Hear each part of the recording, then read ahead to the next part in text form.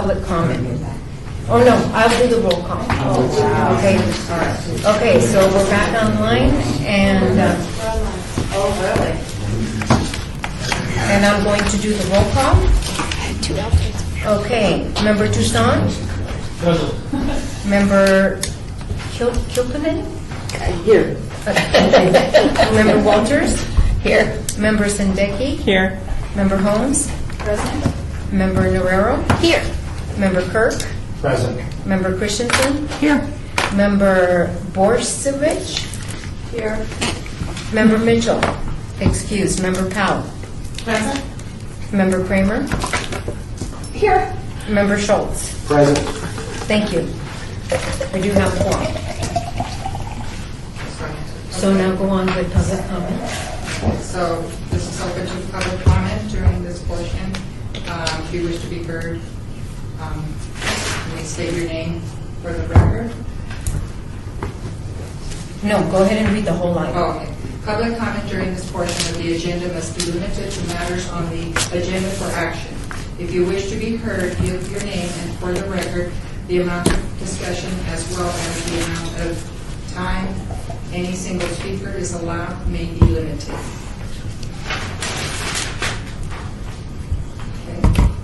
Okay. As discussion, as part of the discussion to elect chair and co-chair, I'm sorry. vice chair. Read every item. And can you Read every. Yeah, okay. can you come closer? so Discussion for can possible pick you up? action on the election of chair and vice chair. Greg? I've been on this committee for this board for quite a while, and given the fact we've got changes in staff and so forth, I think it would be good to have someone who's run a meeting before, and I'd like to nominate Larry Schultz, who did run a meeting 2 years ago, last year, something like that. Would you be willing to serve? I'd be willing to serve. As chair? As chair. As chair, okay. Somebody want a vice chair? Do you want to do the count first? Okay, let's see how many for Larry as chair.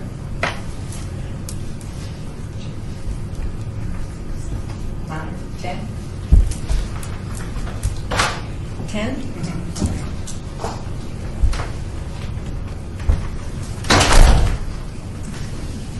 Okay. So do you want to take that in the form of a motion? So moved. If that'll help. Just a minute.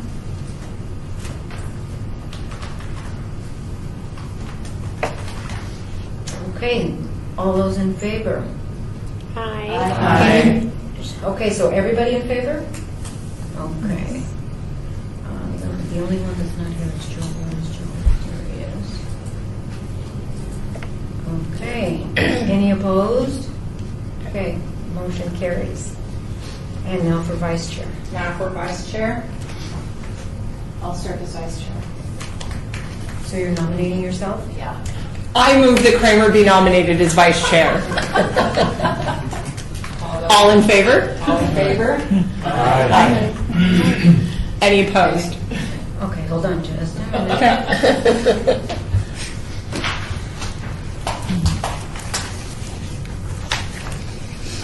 Okay, and that was, sorry. I'm Jordan, sorry. I got it. Okay, and all those, everyone was in favor, no opposed? Except for Joe that's not present. Okay, so motion carries. Okay, very good. So now I'll start by complimenting the past chair and vice chair and this chair for doing a wonderful job. And I hope I can do as good a job as you guys did last year and the prior years. You will be awesome. Thank you. Okay, so the next thing on the agenda is review of bylaws and responsibilities for Neighborhood Partners Fund Board pertaining to the project selection process and agenda items. So at last week's training meeting, we went through those bylaws, and there was an understanding that staff would distribute the bylaws to all members, so all members could read it before the meeting. Did all members receive it? Yes. Okay. Are there any questions or concerns about the bylaws and the responsibilities of the board? Okay. Do we need, for the clerk, do we need a motion to adopt the bylaws, or are they considered adopted because they're part of the structure? I was We're just just a out for review. Yeah, it's just for review. Okay, so you're saying It's just for review, no it's for action review, is so there's no necessary. motion necessary, so we can move to the next item on the agenda. Item 6. Item 6 is review the Neighborhood Fund Partners Fund Board Program Guidelines. Same with that, it was distributed and reviewed at last week's meeting. Are there any questions or concerns about the guidelines, which seem to parallel the guidelines of prior years? Any questions or concerns? Okay, so this should be then considered reviewed, and with no objections raised, we can move to the next item. The next item is the report of fiscal year 2017-2018 application summary worksheet and rating sheets. Wasn't there, we go through the program guidelines? Is that what we went through? Yes, we I'm just- sorry, I missed that. Yeah, I'm going pretty fast. I got to slow down. I apologize. No, that's my fault. I'm going at a pretty quick clip to make up I'll time. try to make it quick as well.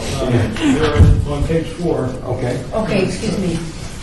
We had moved on, so do you want to recall that Yes, item? let's recall that item so we can address the concern. thank you. There are 2 items under types of projects, the bottom of the page. We have applicants who may not qualify based on the second 3 items.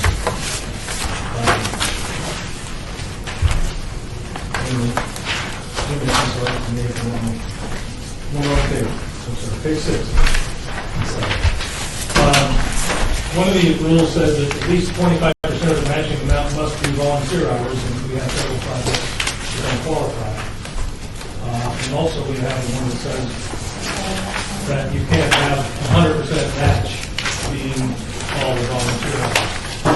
Now, I think we may not have enforced that in the past, but I suspect that that was the case previously. I just thought we should bring it up as an issue to decide what it is we're going to do about that. How we're going to handle it. Okay. Jocelyn, you understand that. Have you thought about that and had some direction? So the guidelines as of this year are the same guidelines that had happened in past years. What we did ask during the orientation last time was to have the board really take a deep look at some of the questions, because we were noticing some of the discrepancies between what was originally stated from the program criteria and then what had been approved by the board over past years. Still great projects, nothing wrong with that, but we just wanted everything to line up accordingly. So for this year, we'll leave those decisions up to the board once again. It is something that when the groups come in, I'm sorry, Chair. Jocelyn, can you step up here so the mic can pick you up? Yes. I'm sorry. Yes. No worries. So we do want to make sure that everything lines up. So when the groups come in and they do their presentations, they put out a general plan in their application, and sometimes the numbers do not match or do not add up. A lot of times what will happen is the board will award them a lower amount than what their original request was, and so then the match does come within compliance. But it's something that, as a board, you should definitely ask them about. And if you're seeing that they have less of a match than what's required, you should definitely question them about that. If you're seeing that 100% of their match is coming from volunteer, and as a board you decide it's important that they have some in-kind as well, you should ask them about that as well. But those decisions are completely up to you. We just want to be sure that you are aware that that is a requirement of the program as the guidelines stand right now. Thank you. So I, for one, am fine with the guidance from staff, because they are guidelines, and I think they should be considered both in the interviews and in the questioning and the evaluations, and I think that it all sort of sorts out. But I know also in reviewing the application there were other anomalies of data that didn't stack up, as was just mentioned and all that. So unless, are the other members comfortable with that approach as far as using these as the bylaws as guidelines and making up for the adjustments and the evaluations and in the discussions? Or in the grant awards themselves. So if they only have so much available for match, then perhaps they don't get the full 5,000. They get something that is then in alignment with the match that they're able to produce. But again, that's up to the board. So members, does anyone have a concern with that approach? Are you all comfortable with that approach? Okay, so with everybody sorry. being, thank you so much. I'm sorry, Maria. Sorry. Is it going forward, is there consideration to at least notify the applicants? Because I know there's some communication between the applicants and the city while they're applying to make it easy for them to apply so that people who aren't used to applying for grants go through the process of applying for a grant. And we do. Okay. So once they submit their grants application, staff does a thorough review of the application, and any pieces that are missing, the group is contacted multiple times to ensure that by the deadline, everything that they've submitted does come within what we're asking for with the guidelines. What we don't do is, if they don't send everything and their application doesn't have all of the pieces, unless there's something glaring and necessary, they aren't immediately dismissed. They still continue forward with the But process. so are they notified, hey, by the way, your matching does not meet Correct. the 20? Okay. Yes, they are. Okay. They are notified. But they're that not matching. kicked out? Yes, they are not kicked out. Awesome.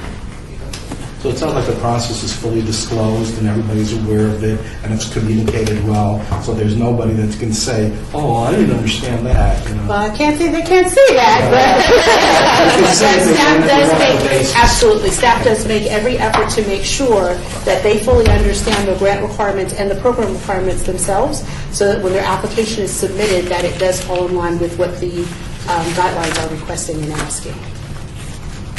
Thank you very much. You're very welcome. Okay, so again, as far as the members of the board, are there any other concerns regarding the bylaws? Okay, so then we can consider those reviewed and discussed, and we can move on to the next agenda item, and that's the summary worksheet and the rating sheet. So the summary worksheet, I believe, is this the intent for that to be the summary worksheet? So that would be your summary worksheet, and if you don't have it, ask Alma for a copy. I think this was just distributed at this meeting, right? Yes. Okay, and then as far as the summary worksheets are concerned, I know at last week's working meeting, we were all given these documents, and these are intended to be for your use as you deem fit. You can either record them as you go along, as you review it. You can adjust them based on presentations. Just use it as an individual member to help you with the process, but don't feel that this is a didactic thing that you have to adhere to with rigidity or whatever, because at the end, your entries in the Zoom grant system are your entries, and this can be based on your collective views and all that. How do the other members feel about that? Or is there any discussion or any further input? Okay, good. So I think we can consider that agenda item then discussed. And let's see, I'm sorry. I think we're up to 8 now. Possible action regarding the leaders' presentation schedule for June 12th and June 19th. So the presentation schedule, Alma, is this what we're referring Yes. to? No. So everybody has sorry. this schedule This here. is right here. No, you don't. Okay, so we want to make sure. This one right here. Oh, I'm sorry. That everybody was given also electronically. Oh, I'm sorry. That's what I meant to hold up, and I didn't hold it up. There we go. So you should all have that. And I think we did have one application, which was Quail, that's been taken off, right? Will, Ridge, Has been removed. they withdrew from the very beginning. They submitted their application and then withdrew. But they're not on this. No, No, they're not. on the Some of you may have seen that on the Zoom grant system. I just wanted to bring it up so you know, if you saw it on Zoom grants, you didn't see it here, you know what happened to them. So today is our heavy day. We have 12 presentations. Is there any question regarding any of the people on the agenda or the order of the agenda? So what I will ask is, as we've done in the past, when we do the presentations, I would ask my vice chair to keep an eye on the time and then give them the high sign when their time evaporates. Is that okay? And we will have a timer in the room, so Drake, when he gets back, is the official timekeeper. Oh, So okay. he has, he'll set 10 minutes for each group. He'll hold up the green sign when they have 5. He'll hold up the yellow sign when they have 2, and then the red sign when it's time for them to. And it's helpful for the members to also see those signs. So for some of us, if Drake sits behind us, we That don't will see. happen. We're going to have them Okay. right here. And the color codes will be explained to the presenters? Okay. You guys are right on top of everything here. Christine, is that okay? Hey, Larry. All right. Yes. Chair Schultz, Chair Monticello, in accordance with the little tabletop, if everybody could state their name before they actually make their statements, it would really help out the city clerk and for transcribing the minutes so that she knows who's talking. Good. Thank you so much. Sorry, Gabby. Larry Schultz, Ward 6. Okay. Jordan Sandecki for the record. This is my first time serving. What happens if I need to leave the room at any point? Am I just allowed to get up and leave, or do I have to wait until the end of the presentation? It would be Jocelyn Wood Fisher, for the record. If you could wait until they finish their presentation, just because with these being neighborhood leaders, some of them are very nervous and we don't want some motion in the room to throw them off of their rhythm.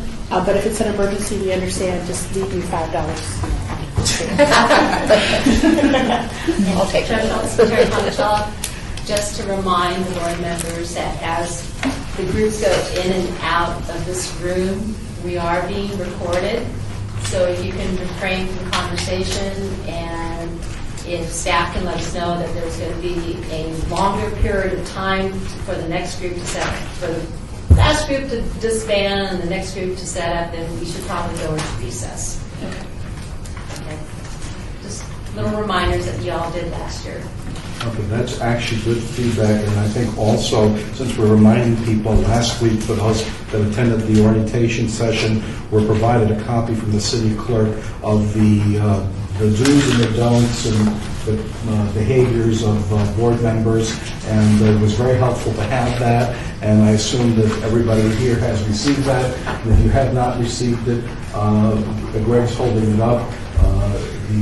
If you haven't, please get with Alma to make sure you get a copy. But I do commend that to you, and I know it was helpful to me being on a couple of boards to read that. Okay, without further ado, unless there's any other questions or concerns by the board, I think we should rock and roll. Let it roll. Bring them in. Chair Schultz, Chair Monticello, you can read verbatim Sure. all of items. Absolutely. Thank you for reminding me. Report of Neighborhood Partners Fund Board Grant Program application submitted by the ATV, the Las Vegas Valley Arts District, Desert Shores Racket Club HOA, Huntridge Neighborhood Association, Kensington HOA, McNeil Estates, Ponderosa Estates HOA, Rancho Manor Neighborhood Association, Rock Springs Vista 8, Sunrise Neighborhood Association 1, The Greens HOA, Westchester Manor HOA, West Woodland Hills Twin Lakes Community Group. Okay.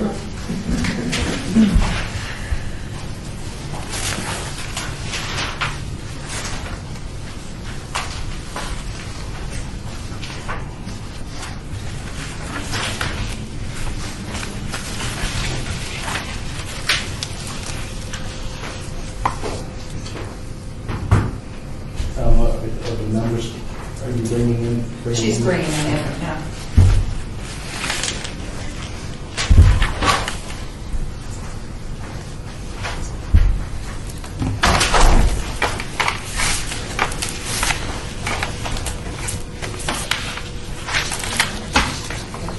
Should be screwed up. Right, Shelby? Okay. That's where she is.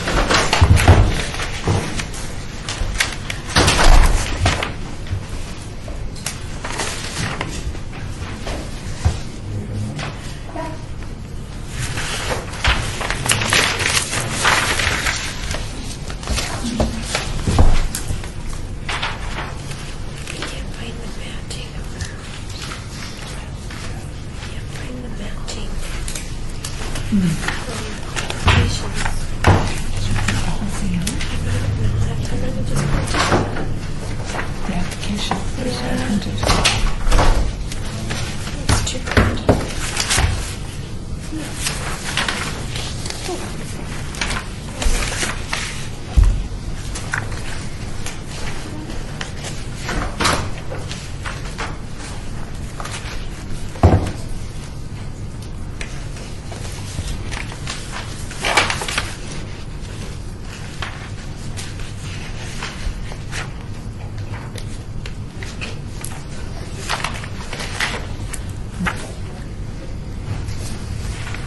Mr. Shores is here.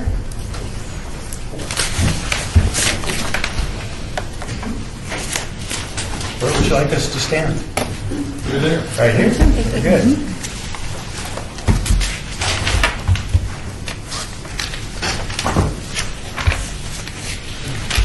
Good afternoon. Thank you for allowing us to come and make a presentation to you, to this board, and we're Desert Shores Rec Club Homeowners Association, and we're here to talk about two projects, sub-projects within a total project.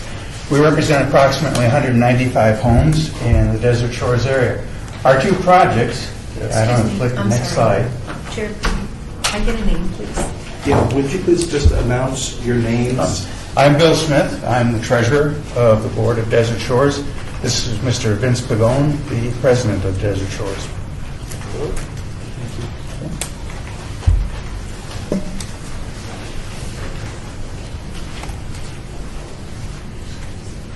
Okay, continue. All right, could I have the next slide, please? Yes. I don't have They just changed this.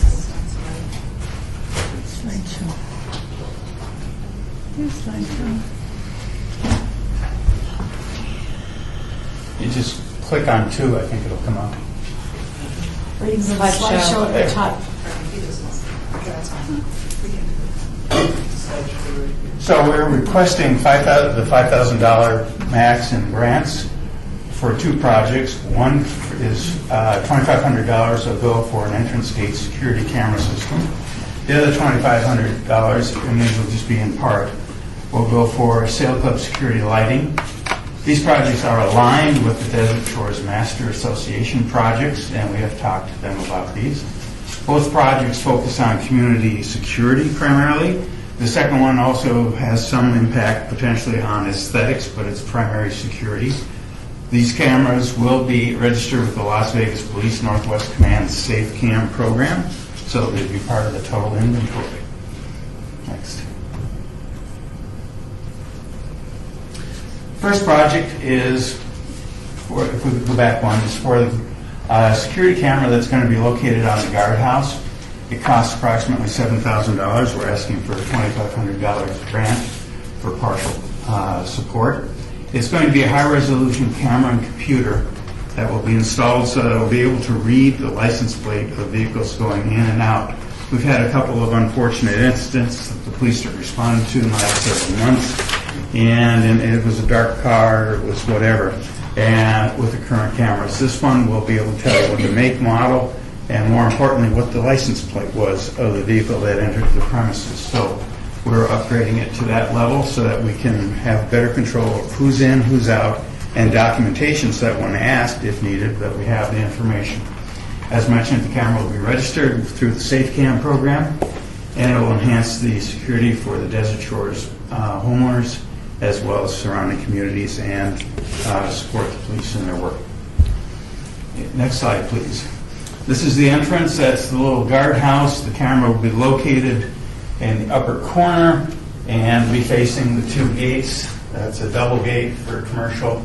Residents go through the single gate, and it'll be such so that whether it be daytime or, next slide, evening, it will be able to read the license plate and perform what we need compared to what we currently have.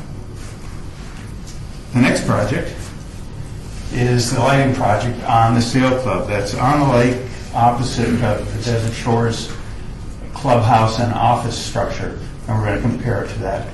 It's going to cost us close to $8,000. We're requesting a grant of $2,500 to help support this program. It's lighting that will be installed to illuminate the greenbelt along the lake where the Sail Club is, and on both north and south side. And we want to be able to discourage trespass, and we already have a camera system there, but this will allow the existing cameras to record at night and be able to identify when needed, and also enhance hazards. We also believe that there will be some aesthetic impact to that, to the sail club as well. If I could have the next slide, please. That's a daytime shot of the clubhouse. And then the next slide. In the evening, what we have is we have a couple of spotlights, one on this side and a couple of spotlights on the other side.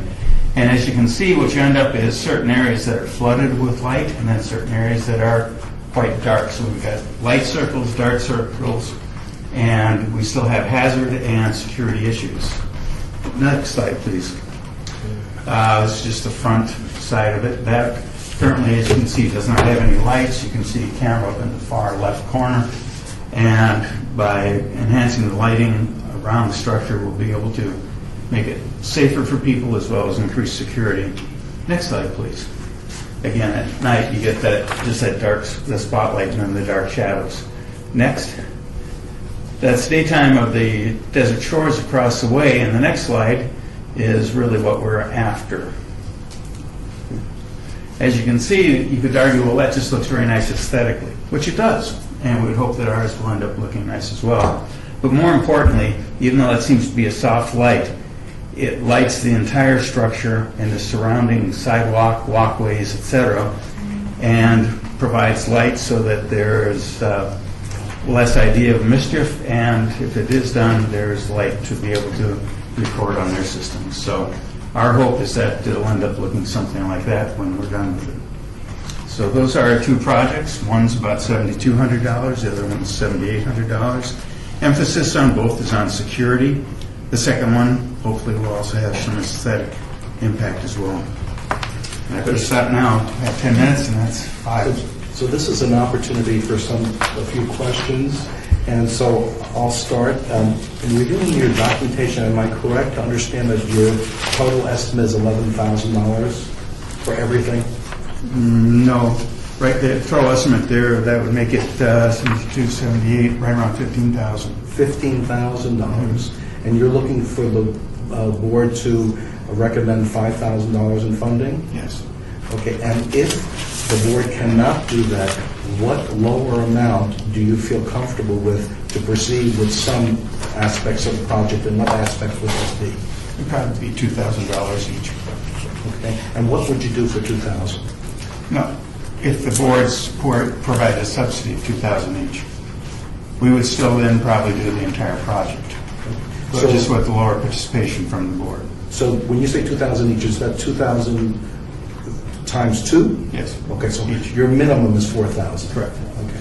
Other members, do you have quick questions? Great.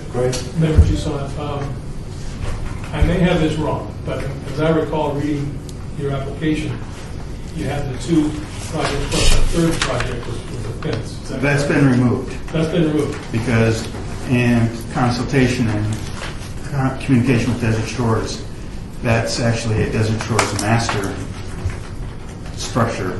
So Okay. Desert Shores is going to pay for that. So those dollars went instead then to the two Right. other projects. Right, we had subsidies at something like $2,150, and whatever the difference would be for the fence. Thank you. Yes, ma'am. Member Kramer, that you're recording the license plates of all of the vehicles coming in and out of the neighborhood. Have you had input from the neighbor? Because in our area, we've had some HOAs try to do recording of license plates to have those programs shut down by the neighbors that don't want their license plates recorded. So in your community, do the neighbors generally support it, or are they not aware that their license plates They are are, being recorded? I have not, there may be in the 195 someone who's dissenting. Okay. I have not come across that person yet. I have about 15 to 20 homeowners to come to our monthly board meetings. No one there, and then in walking the community, I don't know about you, Vince, I've not heard anyone dissent. It's been more, when are we going to get it? Why don't we have it? Okay. Yeah, we hear often in our board meetings, like you do at your board meetings, about security. We can never do enough for security, whether it be manpower or cameras or vigilance or communicating. And I think we should also talk about that if there were an incident, very often it's not just isolated to one community. Sometimes they, as you know, they'll go into the area. We have, I think, 10 other communities, and we would be, since we have a safe cam, we would share that information. as needed. If there were something going on with a burglary, if it was a blue car came in at 9 o'clock at night, and we were 2 minutes. And we were to find that, there's a likelihood, we saw that kind of in our community, we would share that information with the master and anybody else in the area, so to help us all find the bad guys. My Toastmasters yellow light's starting to blink. I may suggest just before I want to get this in that the one thing I meant to mention was 2 years ago when Captain Fletcher came and did a presentation for the Greater Desert Shores, he talked about lighting and cameras. He was there again this May 22nd, talked about lightings and cameras. And I think it was the manager, Terry, who asked, what would be the one thing that you, if you had money, you'd do, Captain Fletcher? He said, lighting. So we think the security camera works as well. I want to say it. Beth, yes, ma'am. Chair? Mayor? Yes. Member for Savage, what has the Desert Shores Community Association said about the amount of light that you're going to have on the other side of the lake? What have the other Desert Shores communities, such as No, what has... Bar Harbor? What is, or- no, the Master Association said about the amount of light that you're going to have on the other side in your development. We had the conversation with Terry, and he has not been opposed to it. We told him about it, that we're going to put in a lighting project on the Sail Club. It'll look something like a mirror image of the Master Association, and he raised no objection at that time. Okay, thanks. And the same with the cameras. We talked to him about that. I just had a quick question. This is Board Member Kilponen. You've got a guardhouse. Do you have a guard, and will the guard be maintaining the security camera system? No, we have a guardhouse. Guards there from 4 o'clock to midnight every day, and we have a different vendor who maintains the systems, and we expect them to keep that vendor. Okay, we've reached the time limit. Very good. Thank you very, very much Thank you. for coming down. We appreciate For it. entertaining our- Thank you so much. Thank you. So why don't you have another camera system that we're having here?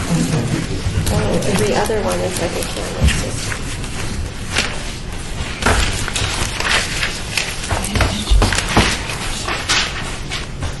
No, so their match is cash. Yeah, we gotta keep this. You Let's ready? go. You ready? Yeah. You guys ready? Excuse me, hold on one second. Okay. Is there any concerns about proceeding? Everybody okay with proceeding? Okay, let's go.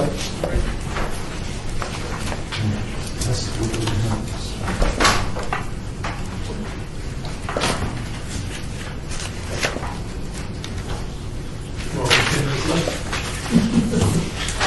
Happy New Year. And then the enemy isn't her.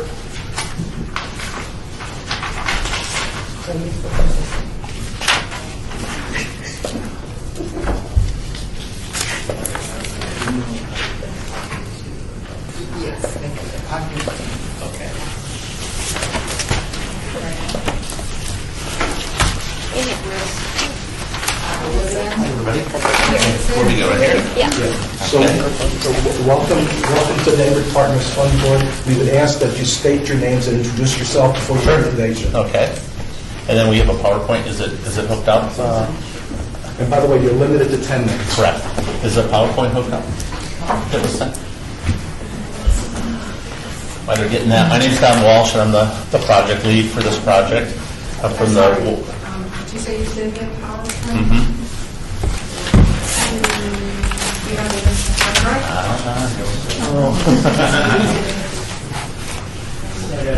Worked for the government for 30 years. I don't know how that works. But I think it's the only PowerPoint presentation on that one. It's, when you pull it up, I'll show you both.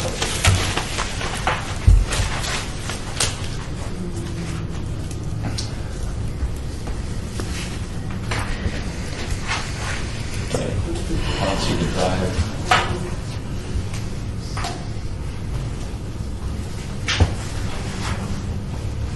Is that how we're live still? Is that how it's going to be?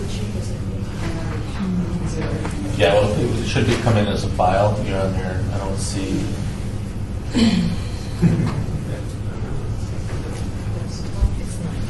Can you read? Sent it in again? Should be on it. Which one? Just click on it. Yeah, Let's open that one try up. Let's things. see if that opens it up. It's empty. It's empty. It's not that one then. Goodbye.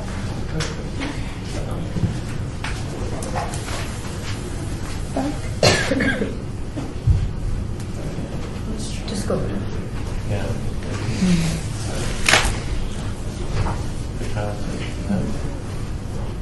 It's not showing up. Maybe up in your Arcada file. So No, we'll it pull would that show up. as a separate device. So it wouldn't, it's not showing up at all. No. huh? Can I see the drive? Do you mind if I plug it into my Oh, service? no, go ahead, please, that'd be We'll great. do it Well, again. while you're doing that, I'll start, I have a couple of handouts. I'll go off one way, they're trying to get that, so I don't know who these can go to, key people, and I didn't know there was going to be this many people at the... No worries. But anyway, my name's Don Walsh, I'm from the West Woodland Hills Twin Lakes Community Group. We are located at Valley View and Washington. We go as far north as Vegas, following Valley View to the east, and then to the Las Vegas Golf Course to the west. We have 199 homes in our community that we represent. We're not an HOA. We're a community volunteer group.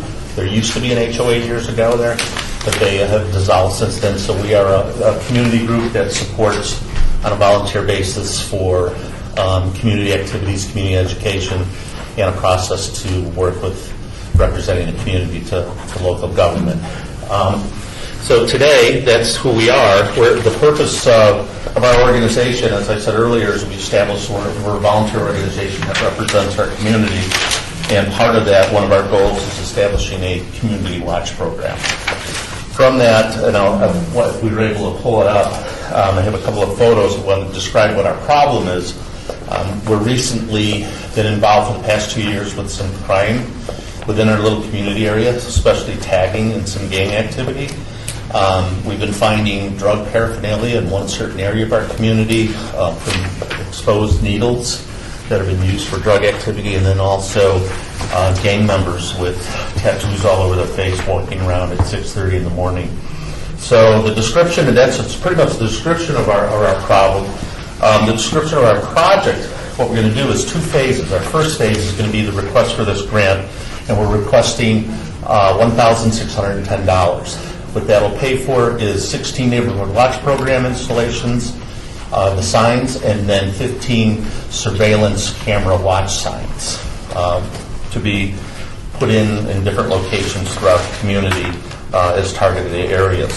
We want to, within this grant money proposal, is select 3 surveillance cameras that will be under a Wi-Fi connection to 3 of our board members, one including me, our president, and then also one at a different location of one of our board members. The surveillance camera would actually do night and daytime vision cameras of the streets and sidewalks, not personal property, and then it would keep restoring and going over the data every 48 hours. In the event there's a crime, the Las Vegas Police, we're going to sign up with their camera watch program, which is involved with the communities where you have your community registered with the cameras. The only ones who will have access to the video and the still photos will be the 3 board members of the project that are proposing this, and then the Metropolitan Police. So the police would contact us. We would be able to get still photos of people during this on the streets during any time that a crime took place, and then we would be able to provide them still photos and video that could help in their investigation during the crime. No way of getting that up, huh? It's not working? It won't let me put it on the common drive.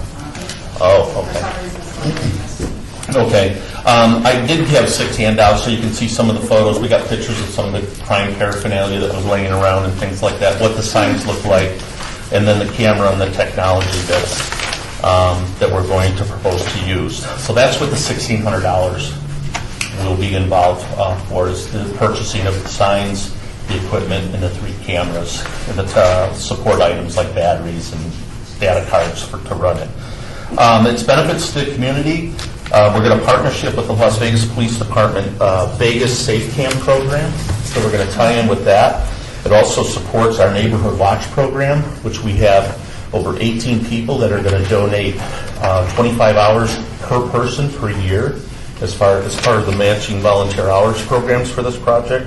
And it also serves, especially the signs are going to serve as a deterrent for any criminals thinking of coming into activity, seeing surveillance signs will think twice about coming into the community. If the technology works, then we will propose phase 3 for next year or further grant monies that will be offered at that time. We also built in a privacy policy that will protect community residents and things like that, so they don't know that we're monitoring their homes or things like, so we built that in as part of the project as well. Our timeline, after the grant, is we're hoping to, by August 1st, order the equipment and signs, and then by the end of September, have everything installed and operating. Let's keep it short and sweet. I had some great photos to show you, but they're on the paper one here. I got one extra in here that I had to use. Is there any questions? Yes. This is Howard. Who's doing the monitoring? The board members are the Neighborhood Watch program Yes. of our community association. Yes. And the people that are on our neighborhood group association are the only ones that have access to it. And then we're going to maintenance the cameras all the time. They're actually going to be, one's going to be on a pole in front of my house that'll go down one street, and then the other two will be at other different locations. And the houses adjacent to where the cameras are going to be installed for the pilot program, those will be the only access to it. So the only ones who have access to that data are the 3 people involved in the program with our community group and the Las Vegas Police Department upon request. Yes, ma'am. Member Borisevich, a couple of questions. First of all, what are you doing about the security of the video? Who's going to maintain that? Where's the backup going to be held? And how are you going to make sure that it's not going to just get out there in cyberspace? We have a privacy policy that's built into the program and the project and how that's going to work.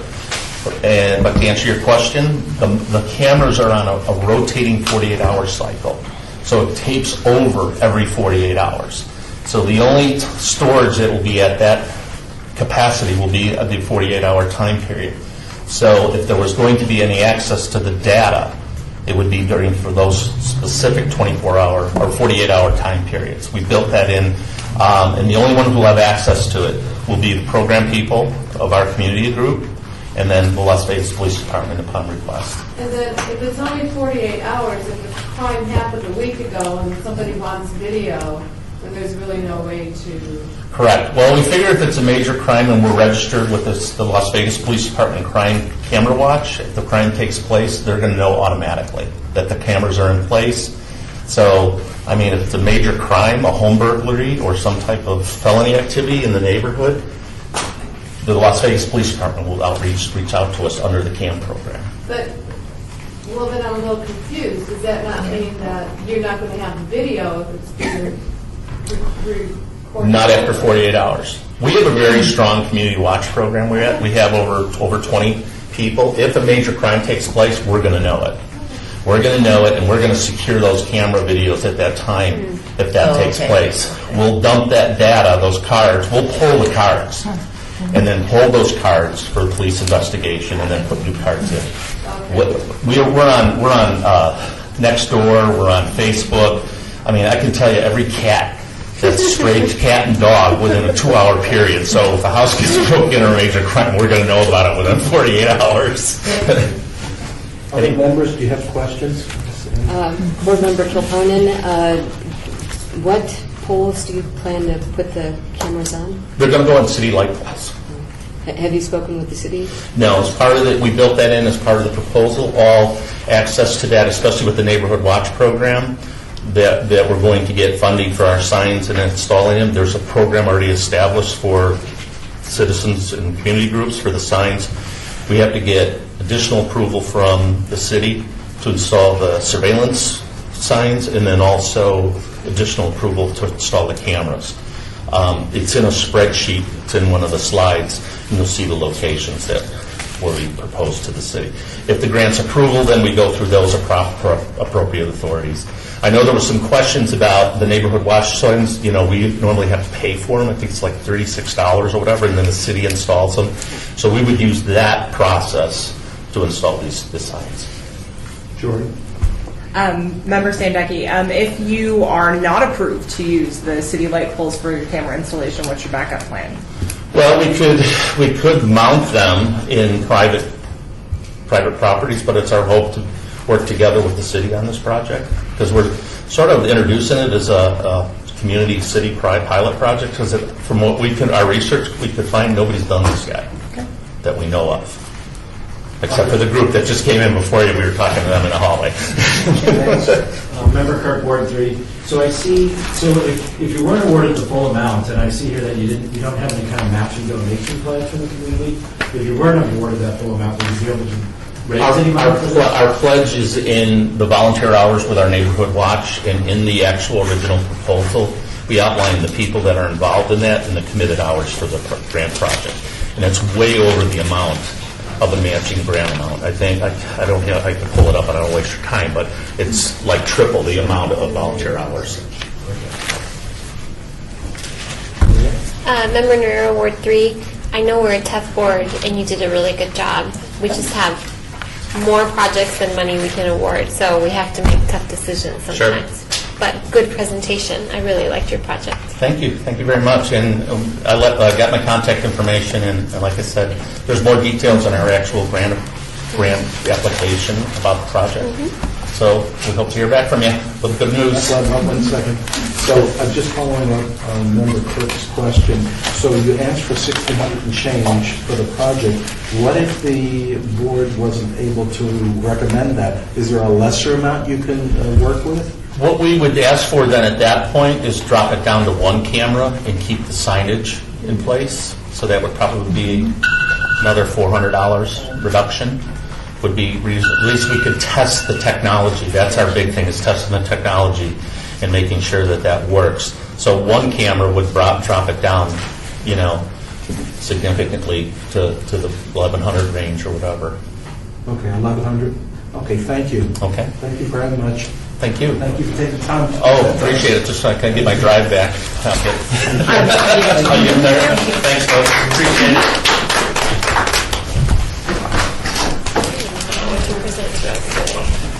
You're being a jerk. So jerky. I don't like it.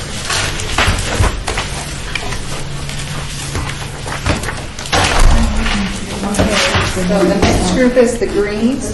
Is everybody ready? Everybody ready? Okay. You're ready? Okay.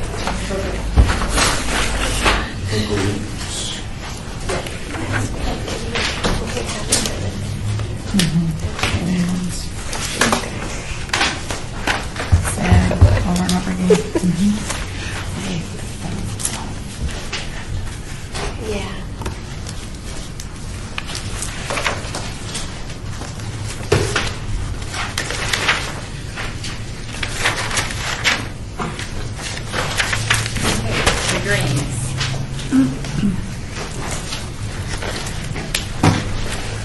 So would you please, your 10 minutes, please introduce your names and your organization, and then begin with your presentation. Absolutely. Thank you. Like I said, we're from the Greens. My name is Lou Desarn. I'm the committee chairman for the grant committee. This is our board president, Steve Strolazzi. For those of you that aren't familiar with the Greens, and I bet most of you aren't, we're a small HOA on West Washington near Decatur, just east of Decatur. We've got 123 homes. The community was built in the late 70s, early 80s in a couple of phases. And I also want to thank any of you that have been on this panel for a while. This is our 4th time here. We didn't get here last year, but 3 times previous. And the projects you guys have helped us out with have benefited our community tremendously. The project that we're doing this year that we want to do is a Xeriscape project. And the last project that we did, we've been pretty aggressive with Xeriscape since about 2005 when we started really having a water crunch out at Lake Mead. Between 2005 and 2013, we lowered our water consumption in the community by about 4.2 million gallons a year. The last project that you folks helped us out with was a smart clock conversion project for our community, which has also brought our water savings to about another 2.2 million. So we're approaching 7 million gallons of water per year less today than we were using in 2005. Naturally, it's been a benefit to the community because we're saving a lot of water. It's also been a benefit to our community because we're kind of cutting our bills down a little bit. We're actually staying kind of even with the prices going up of water the way that they are. The project that we're doing is at the front of the community, and I brought a few illustrations if you guys want to kind of take a look at the yellow areas. There, thank you.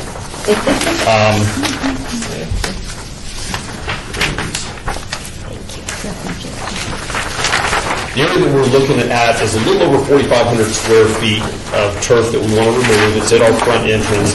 So it's also kind of a beautification project too. Our first grant was a beautification project for the front wall of our community at Washington, which has turned out really nice, and this is going to complement that well because it's very visible from Washington. The removal of the grass, planting new shrubbery. We've got a lot of water-efficient shrubs that are going to go in place of the stuff that's been there for 30-plus years now. They estimate, even though this is a fairly small project in the broad scope of the grass areas that we used to have in our community, we're going to save about 250,000 gallons of water a year with this. The overall price of the project is about $18,500. We are getting some rebates from the water district to do the work. It's going to leave us with just under $10,000 total that we're coming out of pocket with, and we're hoping that you guys are kind enough to offset a little bit of that for us this year.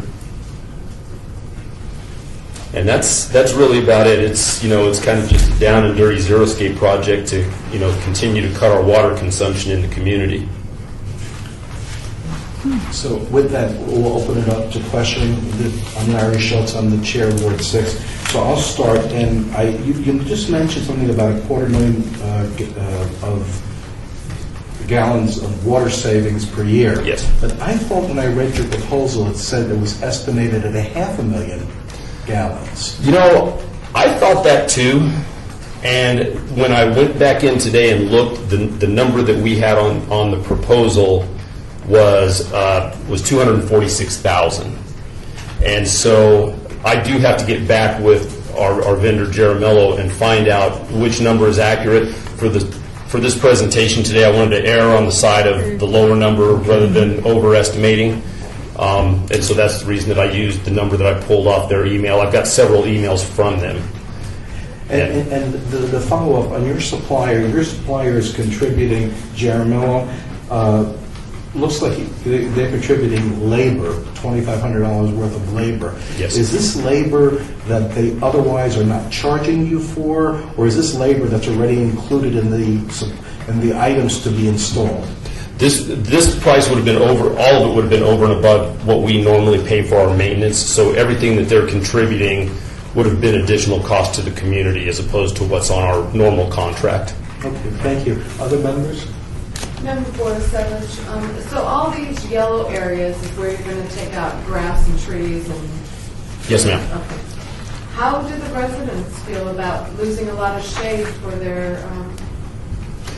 We're not losing really much shade because part of the conversions is they want you to leave some of what they call canopy cover in. And so we're still maintaining a good amount of canopy cover in those areas. They're really not losing any shade. I'll tell you back, and again, the name of our community being the Greens, back when we first started Zeroscaping, people just pushed back on us like nothing else because they're like, well, it's supposed to be green in here, it's supposed to be green. And it's like, well, no, it's because we have streets named after golf courses. It's kind of a play on being right across the street from the Muni Golf Course.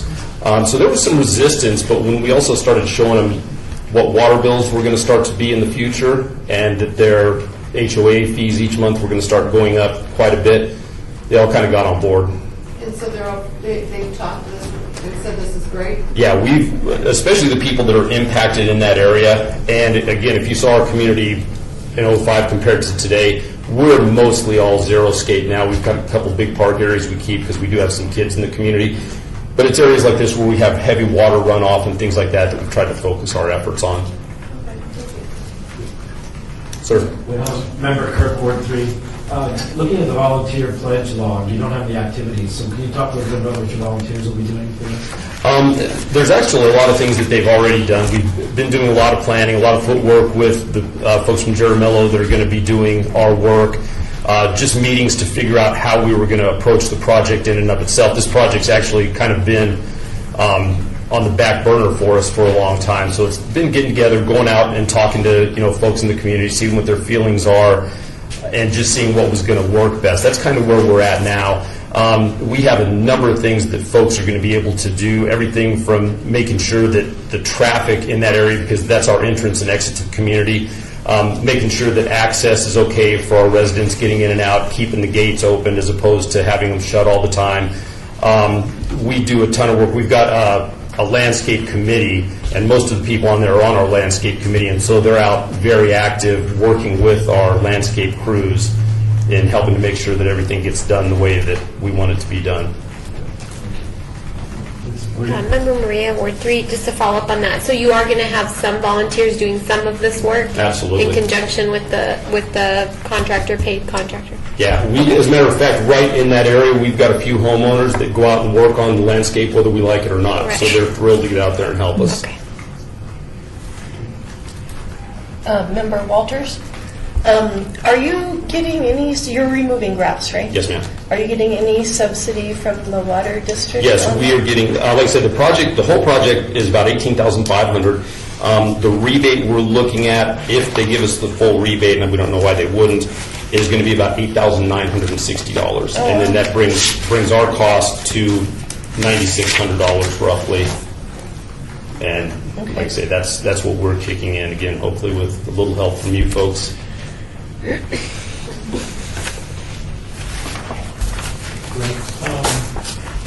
Your proposal names $5,000 in the amount that you want. It doesn't list the lowest amount you can accept. Am I to assume that you will, if it's less than $5,000, We're happy with anything you give us. I mean, like I said, you folks have been great to us. Every time that we've come here, and we really appreciate it. We know that there's a lot of people, and it gets bigger and bigger, as far as number of people looking for help every year. So we're happy with anything that you can help us out with. Being no other questions, we want to thank you so much for coming down and taking your time. Thank you very much. I appreciate it. Thank you very much. Thank you, sir. I need to get shirts like him that just says my name. Thank you very much. It says stupid. So you walk through places, someone can say, Maria. I love it. Arts District.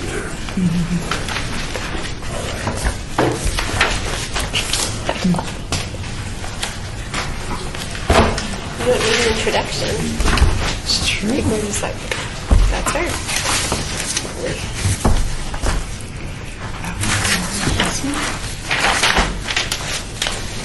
Okay, I know that, you guys ready for the Arts District? Yes. I know we allotted a little break at 3:20 that we're running behind, and I don't know how you feel about So you guys want to take a break early, or you want to just continue with the next two? Continue? Continue? Okay, I'll do the next group then. Yeah.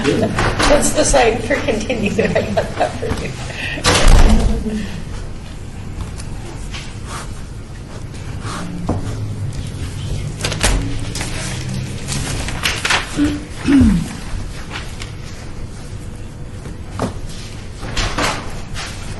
Arts District? Hello. I'm Larry Schultz. Hey, Larry, I'm Derek. Isaac. Isaac. So you guys have 10 minutes. All right. Please state your names and your organization, and loud because everything's recorded. All right. Hello, I'm Derek Stonebarger, owner-operator of Rebar on Main Street and the elected Arts District Neighborhood Association Board President.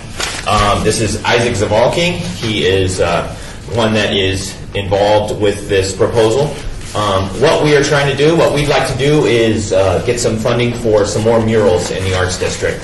Murals created by local artists. And we're thinking that hopefully we can get 5 murals done. We, at a pretty good price, $2,000 a piece. Isaac and his company, Recycled Propaganda, they're willing to donate an in-kind donation along with our matching voluntary hours and everything, so that it comes in around about $4,200 in kind. as well. So this is Isaac right here. He has some. I have a couple of resumes that I'll just hand around. I didn't print off enough for everybody. And I have a couple examples. Oh, here, you can just pass them out. A couple examples of previous murals that I've done. I've been a working artist in Vegas since 2013. I'm originally from England. And I'm hoping just to beautify the arts district. I think the fact that there's so many blank walls in the arts district kind of isn't the arts district. So hopefully you can give us this budget and I can work with other up-and-coming local artists and really make it shine. We have some designated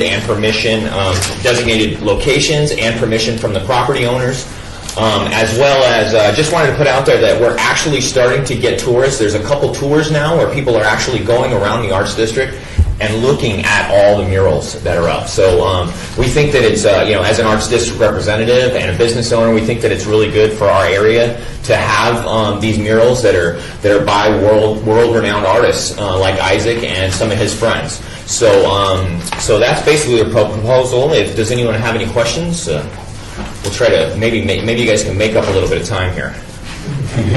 Yes. Member Narrero, Ward 3, welcome, you guys. Thank you. I wanted to ask, is foot traffic important in the Arts District? Like, is there enough people walking around that our businesses are doing well, or are we trying to increase foot traffic in the Arts District? Well, we're always trying to increase foot traffic. I mean, as a business owner and as the Arts District Board President, that's what I focus on literally almost every day, trying to do an event. You've been to a few of mine, and you've seen that we are growing the area, and it's really exciting to see more and more tourists and more locals coming there. We've also created a television show, Downtown Las Vegas TV, that airs on KCLV Channel 2 right here in this building, and that is also helping just get the word out so that people understand that you drive by the Arts District in downtown literally every day if you live in Summerlin or Green Valley, and there's all this cool stuff happening every day, and that's the Arts District, including murals in all the alleys and on all the buildings. Thank you. Yes? Member Borisovich, I've heard that the Arts District is kind of floundering with businesses. Is this supposed to help bring people in to set up their business? What is the situation down there? Well, I'm not sure where you've heard that as a business owner in the area. We just seem like more and more businesses are coming in. We just had a use restriction lifted, so that now any business can operate inside the Arts District. This was a bill that Councilman Coffin just had passed. So the future of the Arts District is bright, and this will help bring in more businesses. Beautifying any building is going to help the area. So yeah, from my personal opinion, I think that the downtown Arts District area has to overcome a stereotype of what it was in the past, and I think by beautifying walls is the best way that you can create that safe atmosphere for people and families visiting, but also for new businesses. Member Sandecki, graffiti's been an issue widespread across the valley, and I don't mean beautiful graffiti murals, because those do exist, but actual vandalism and graffiti. What are your plans, if granted and able to do murals? Should these then be tagged, how are you going to restore the mural to its original beautification? Well, we're actually looking at, first of all, one thing that's happened when actually someone is paid, a local artist, we're finding that their murals, for the most part, last a lot longer. But one thing that we are planning to do with the properties that we've chosen is to get them up out of harm's way. So we're going to work with Ahern. This is something that wasn't included in here because I don't have a deal, but Ahern has told me that they will actually give us some lifts so that when Isaac or his crew, we actually have locations picked that will be out of reach of just anyone who could tag. So that's definitely something that we would do with these funds. And I think that if you were to look at graffiti rates, blank walls versus muraled walls, that they would be significantly lower. And I think when you have a setting where everything is painted, graffiti is also less prevalent to the visual. Okay, but picking up, Larry Schultz, Ward 6, but picking up on the question that was raised, should it be tagged? What would be the remediation? I personally think it depends on the artist. When my stuff gets tagged, I think it sort of adds to the character of street art. And to some extent, that's the nature of street art, is that there is sort of that sort of illicit activity on it. If other muralists aren't happy with that, I would say it's up to them and the building owner to coordinate and for them to touch the mural. Other questions, Member Council? A.J. Pound, Ward 5. I was looking at some of your artwork, and it seems like you have a historical reference for your inspiration. Just wondering, since this is kind of a renaissance of restoring the art district, what do you think that you're going to use for your inspiration or guide? It totally depends on the building and the business, so there'll be a communication between what business it is and where it is, the size of the mural, what is surrounding it as well. My art in particular, I do like social art, and it's all tried to sort of be presented to encourage critical thought, so it will definitely have some sort of issue at the heart of it. Other muralists tend to go for just more abstract, colourful stuff, so I'll be working with people that sort of represent different fields within sort of artistic communities, but I don't have a specific idea of what I'm going to do yet. Don't like to get too far ahead of myself. I have one I'll pitch to him, and Oscar Goodman one. I'm just Board Member Kilponen, I just had one point of clarification, I guess. Do you have permission from each of your proposed locations? Yes, absolutely. Yeah. We have 3 that we got signed off on, and I have more that actually came in after the deadline. So I'm not sure how that would work, but I know that we would absolutely have permission, and like I said, to get them up off the ground. Thanks. Thank you. Okay, so 2 following questions. You've asked for what, $5,000? So what is your absolute minimum? Well, it really just depends on our absolute minimum would hopefully we can get at least 1 mural done. That's gonna fund 5 murals. So and that's what's needed in our area. I believe we need 50 murals. There's enough room for them. So we're going to do as much as this board can support. And just want to point out again that the more murals and the more artwork we have there, it just seems to be drawing a whole new crowd. And there's 2 tours that are running weekly now, and hopefully they say they're going to go daily. And another thought, the second is, what is I know the sizes vary, but just what are the approximate sizes? Because when you look at the photos, it's hard to tell. Yeah. I just need a perspective. The minimum that we wrote in here in this agreement with Isaac and Recycled Propaganda is a 10 by 10 mural. Sure, they'll be much larger than that. Yeah. Yes. Okay, other questions? Right? Member Toussaint, you mentioned, you show in your proposal, your application, $4,250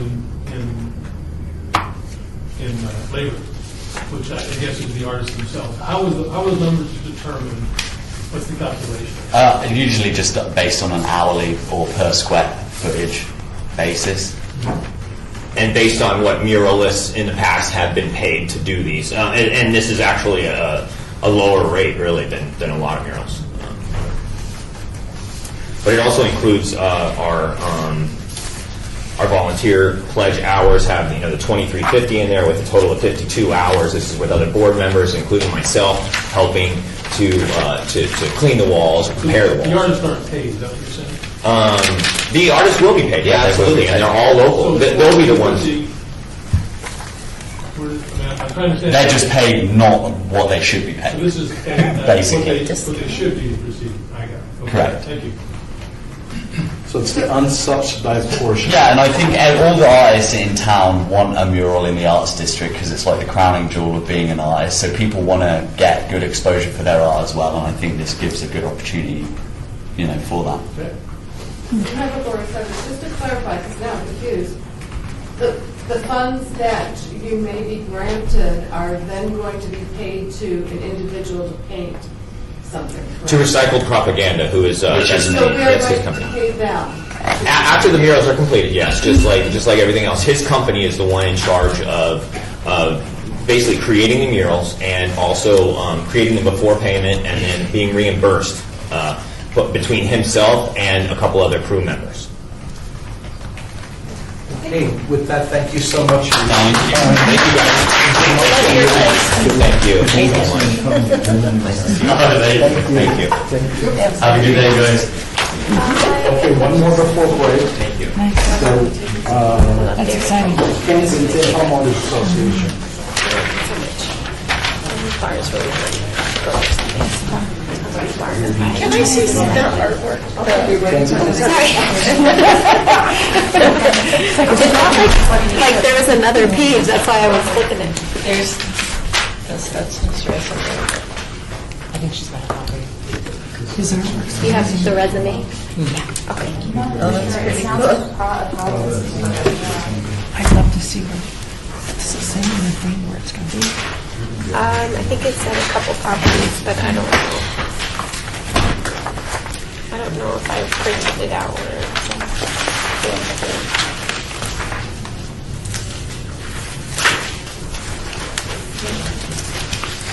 looks like they're attached. That's probably where the addresses would be. The property owner permission. Appreciate it. Go Dale! I mean Drake, not Dale. He said Dale. I'm not saying anything wrong.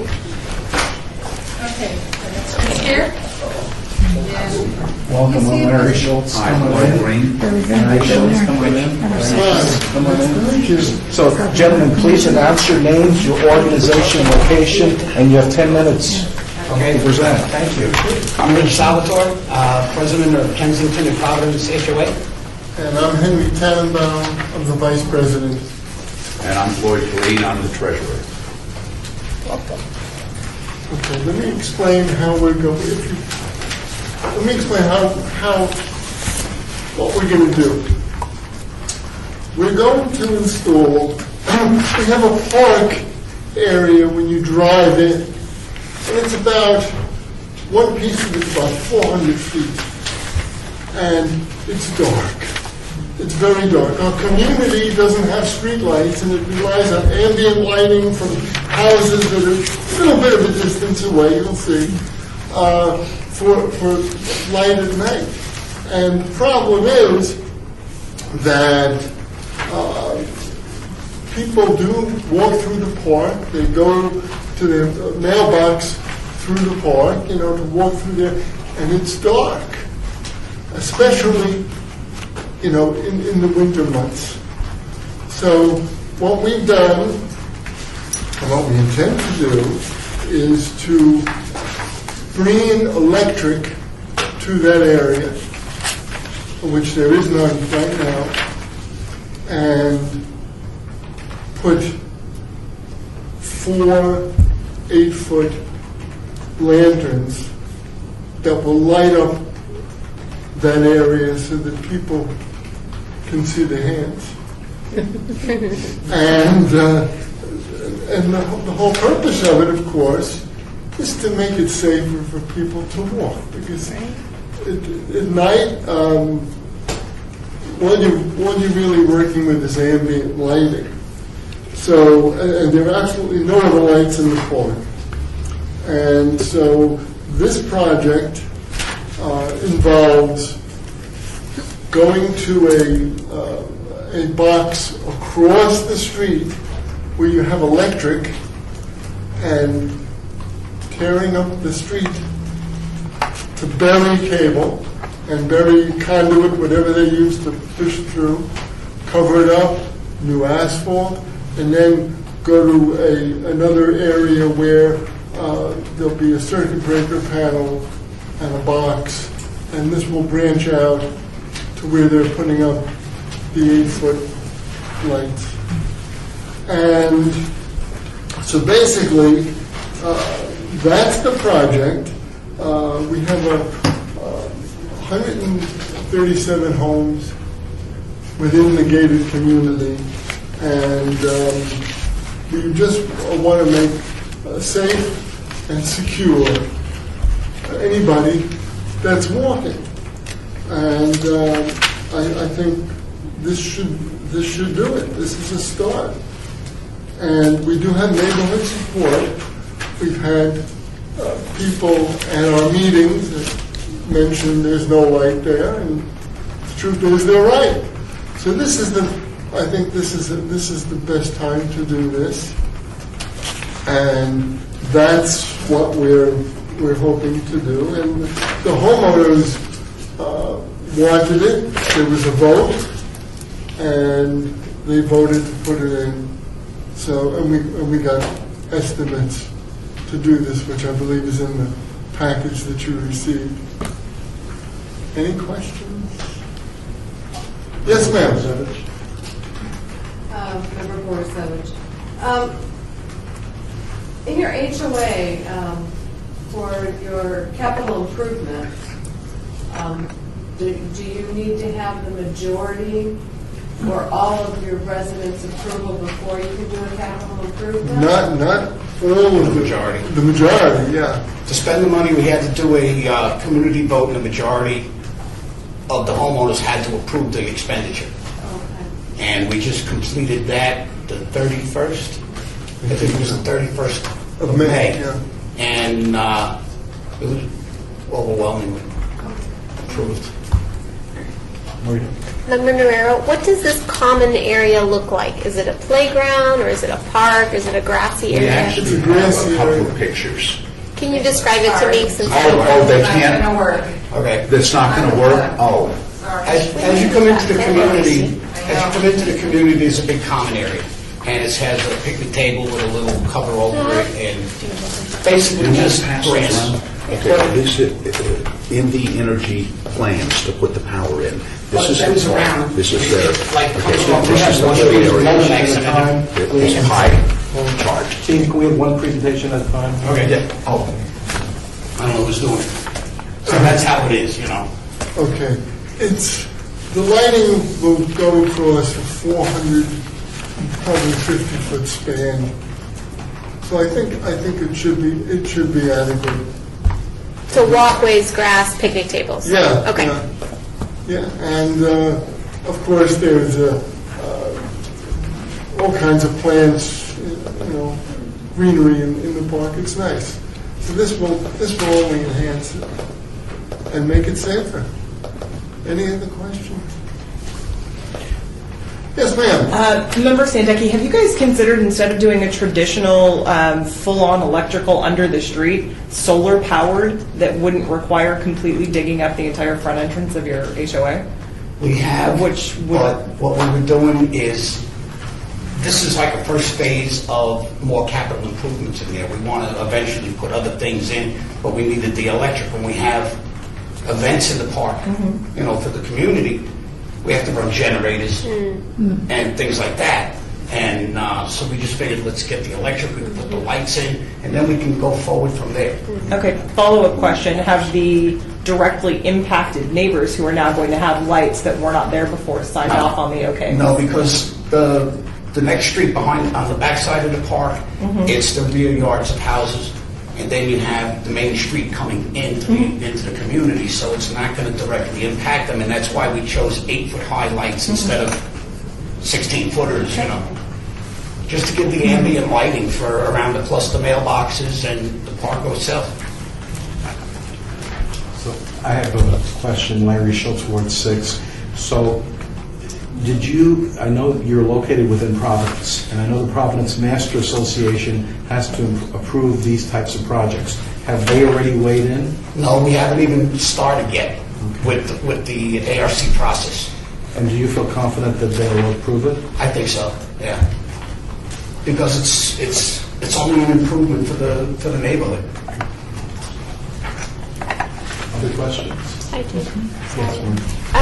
Member Guerrero, what's the total cost of the project? And because I know you guys are asking for $5,000, but that's not the total cost of the project, right? $14,000 something. Okay. I don't know. That's fine. An estimate is fine. 14,000 is Yeah, fine. the exact figure.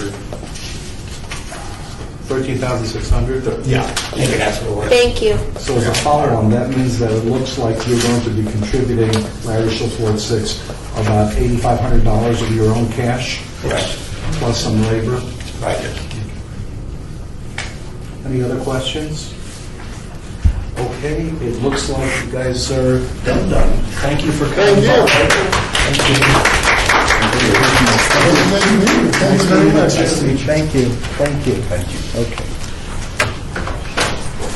Okay, so we are at the official break now. So let's take a 10-minute break. We're running a little bit behind and be back here at 10 minutes to 4. Okay? Okay. And Gabby will start. Wait a minute, where did you get the cherry juice from? Oh, we were talking about there's no. Okay, we're back. Okay, so let's resume our Neighborhood Partners Fund meeting at 3:50 p.m. And we are now ready for our next presentation, which is Sunrise Neighborhood Association 1. Alma, is Sunrise with here? Yes, we're here. Okay.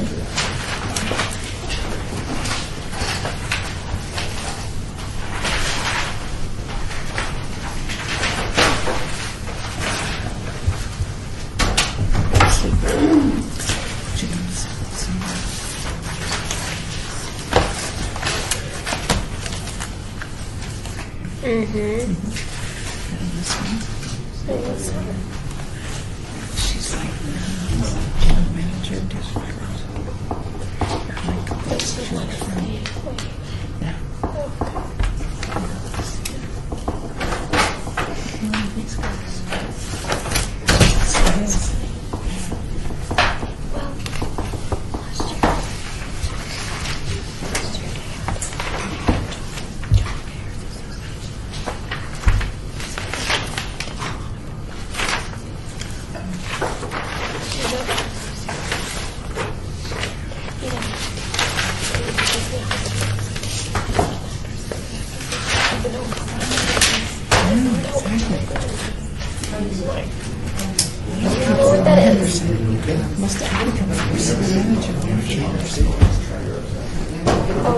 Oh, yeah.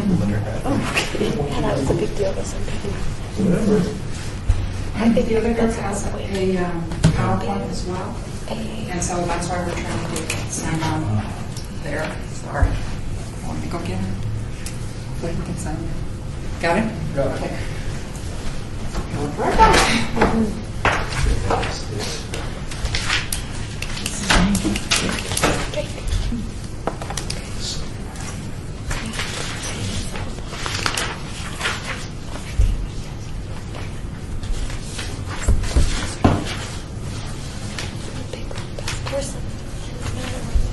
Yeah, I mean, but whatever.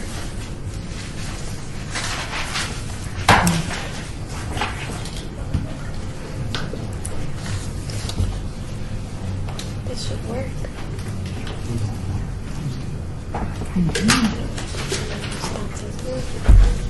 Anybody need water?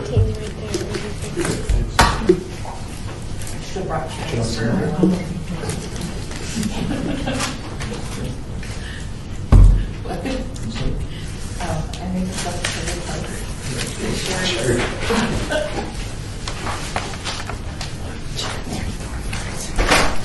Sunrise? I'm Larry Schultz, come on in. I'm Larry Schultz, come on in. Hi, I'm Larry Schultz, come on in. Larry Schultz, hi, how are you? Come on in, make yourself comfortable.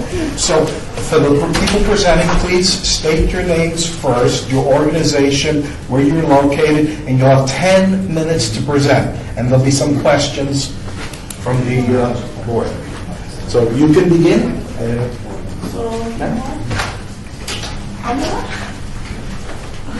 Okay, please stand in front of the table here and speak into the microphone because all of what you say is recorded as part of our city record. Okay. Okay, so, necesita, te dijo que tienen 10 minutos para hacer su presentación. Que digan su nombre. So, I need to just Yes, please state your full name, your organization, where you're located, and you have 10 minutes to present. ¿Nos puede traducir, por favor, please?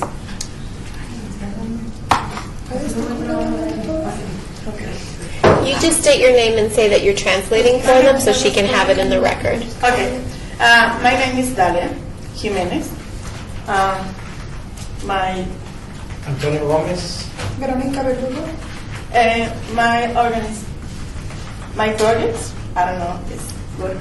It's Sunrise Neighborhood. And can you tell me again the last question? No, you're just fine. You already said your names. Just proceed.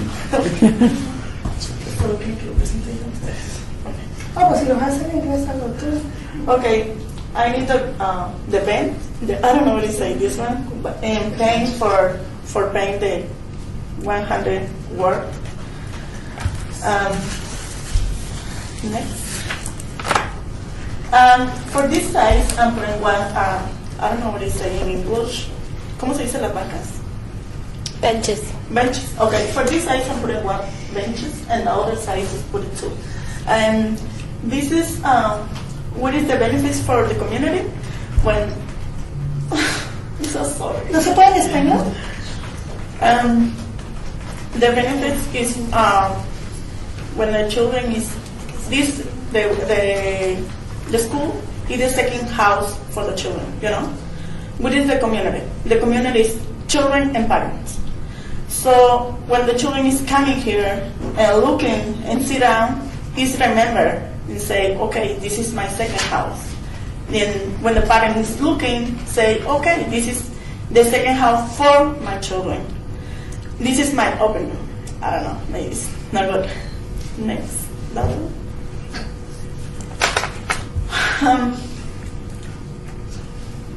Okay, when I'm paying the words for the children, either 100 first word.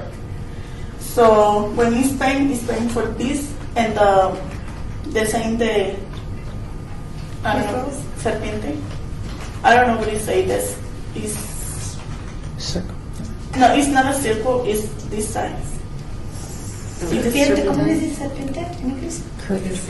The snake. The same the snake. For this, when the children is looking the word, is it's the same way. It's playing. It's looking and repeat and remember.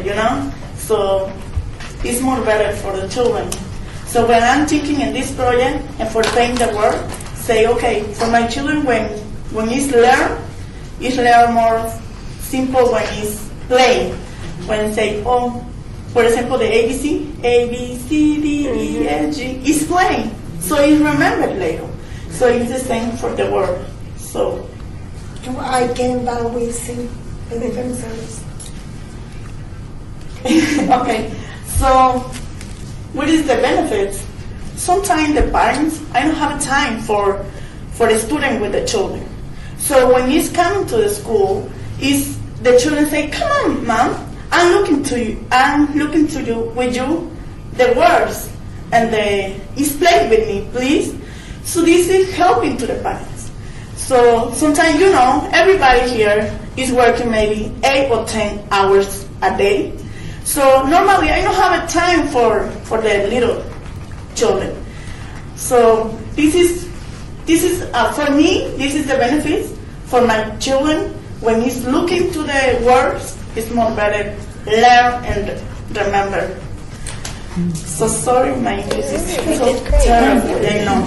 You're fine. You're fine. Okay, so next. This is the samples for the word.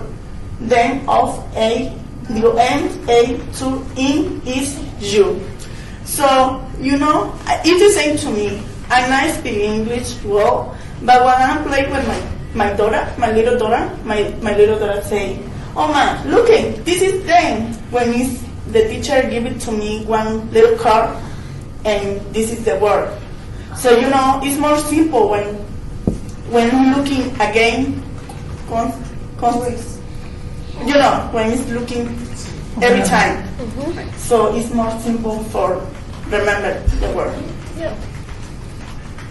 And next, this is the end. You have a question? My English is not well, but I'm trying to respond every question you have for me. You're doing just fine. Doing just fine. So, do we have questions for the team here? I have a question. Maria? Guerrero, member Ward 3.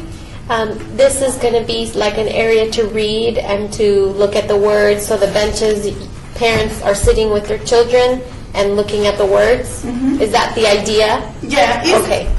This is the goal, So looking and for example, sometimes they chose for the, ¿cómo dijo que se llamaban las bancas?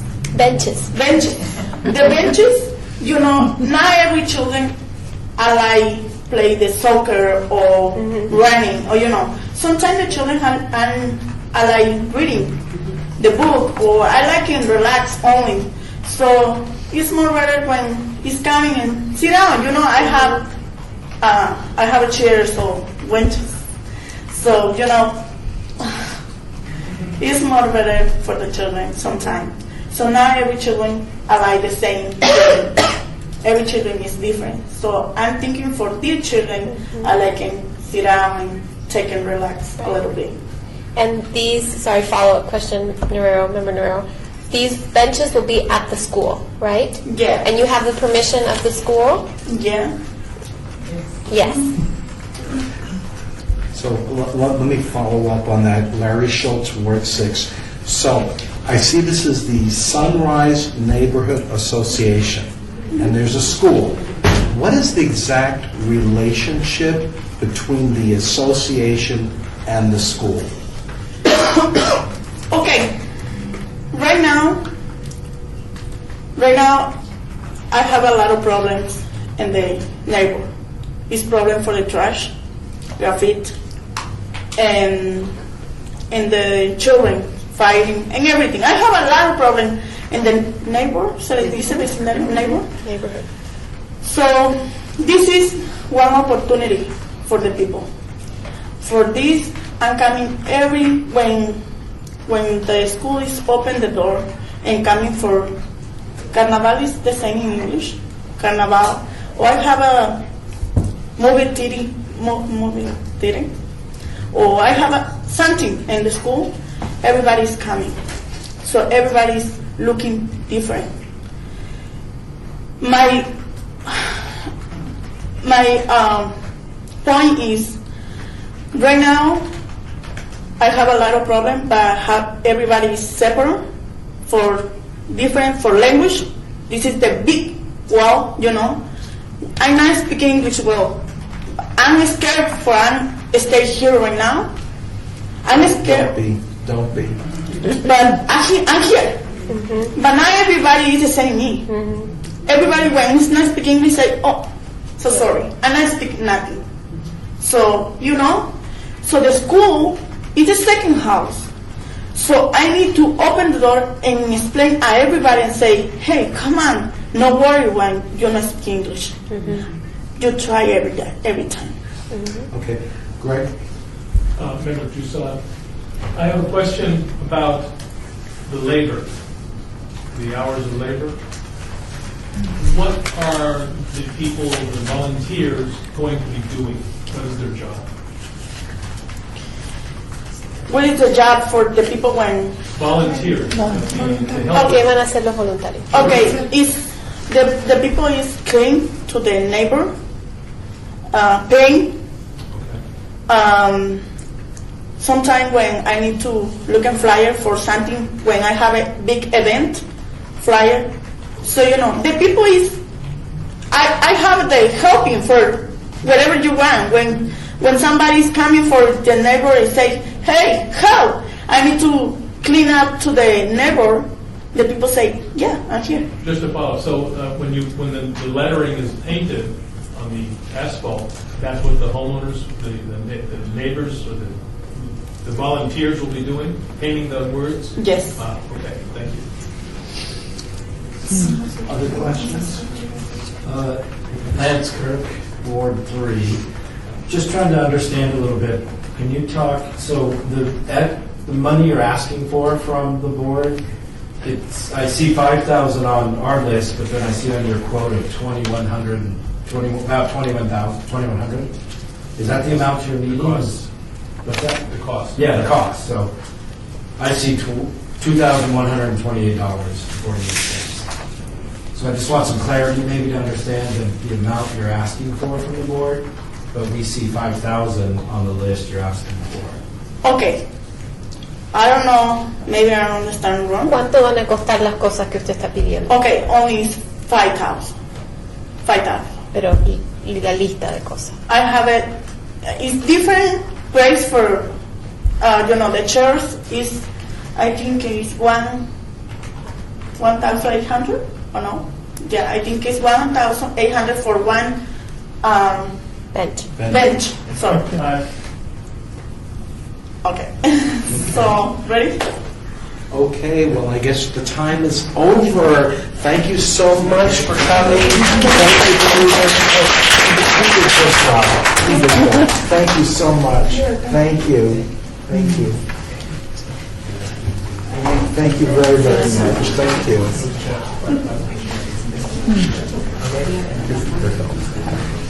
Thank you. Bye-bye. Thank you so much. Okay.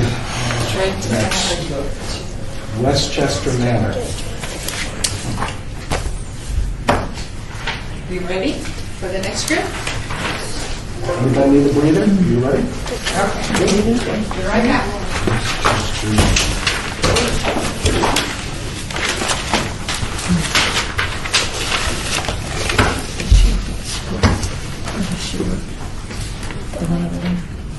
That was the principal.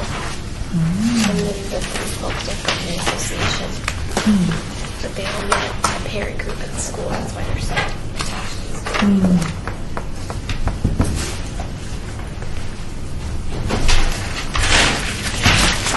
I hope that's okay.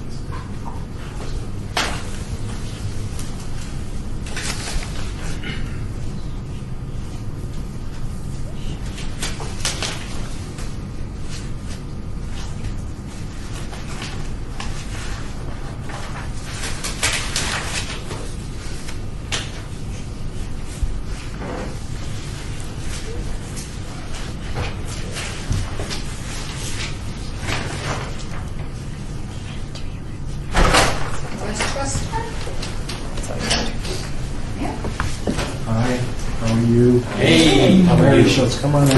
Larry Schultz. Larry, good to meet you. Good to meet you too. So you have 10 minutes. We'd like you to start.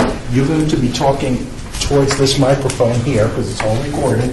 So announce your name, your organization, where you're located, and then present your project and we'll have questions afterwards. Good afternoon. My name is Catherine Lindsay. I'm with Westchester Manor. I'm Mike Stotts. I'm with Westchester Manor. And we are here to see if we can participate in this year's grant project. We have handouts for you. Before Mike goes into the current year project, I wanted to give you a quick rundown of the successes we've had with these projects in the past. Page 1 are images from past projects. We have had a number of very successful projects where not only we took care of issues within the community, but we also took care of community issues. On page 2, that's the last project that we did.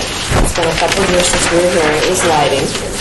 And this is actually one of the more successful projects that we had as far as community building. During the length of time that we were working on this project, we wound up with I think we lost 3 of our senior members of our community. 2 of our board members had very combative, difficult situations come up in their life. And so the key members that had been driving the grant kind of faded. And what we saw happen is we saw members in the community that had been on the periphery of the grant projects and periphery of HOA activities step up. So where these projects had the biggest impact on the actual community, sidewalks and signage for the pool, this project actually had the biggest impact on the community itself, on people actually responding and getting involved. And so this year, as our little 96-unit condo complex decided to sit down and see what we could come up with, we really took these people into the project and asked them what they wanted to do. Now, unfortunately, they were not able to come due to a variety of personal issues, work, things like that. So the very last page, these are the comments they wanted you to know. These are the things that they would have said if they'd been here today. Last time we came, we brought 7 people with us, and they all voiced their opinions. And so they wanted to make sure that you heard what it was that they thought about, both about this project and past projects. So that is our community talking to you. Nice. So at this point in time, I'm going to turn over the conversation to Mike to discuss the current project that is on page 3, and that is our street sign project. Okay, ladies and gentlemen, I'm Mike Stott. Anyway, what we're going to do... I'm sorry. Please spell your last name. S-T-O-T-T-S. And I'm helping up with this project, okay? What is this project? I think you've all got a summary of what this is. I don't want to repeat what you already got. So obviously, in a nutshell, be this very succinctly, the purpose is signage. This is what we're going for, signage, okay? Specifically, it's a $1,500 grant, of which we have matching. We're going to max out at least $295 cash value contributed by the HOA for other signs. And I'll go into the signs in just a second. There's the HOA pledge of 205, it looks like, volunteer hours.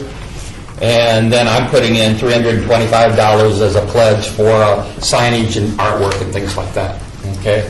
So that's a nutshell of what it is. What type of signage? This is directional signage. And the first question you might say, why do you need signs?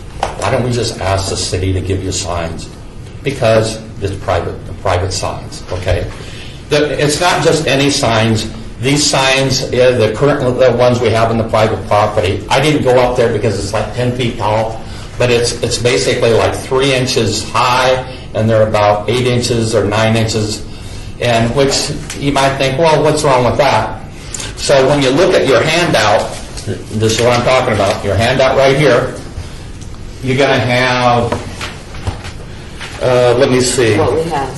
Yeah, this is what we have, like right here. You can barely see the sign, right? Right in the upper left-hand corner where the arrow is pointing. Okay, so that's the sign that we've got, and this is the sign from the other. So we have 2 different signs. We've got Cardiff Lane, which is this sign right here, and Worcester. They're 2 streets merging. Worcester's to the left, Cardiff down here. And then we've got, Canfield, and then we've got Cardiff over here on this one here. You can barely see the signs, and that's what the problem is. And it's really bad later in the winter, because later in the winter when it gets really dark, so you got to really. Hey, cool. Okay, but anyway, so the whole purpose is to get some signage, and the main reason for it is vendors cannot find the place. They look at that little sign, and the sign is going this way, and it's just impossible. The size is too small, and so what we're going is to, you have a handout. It's on the same page. Okay.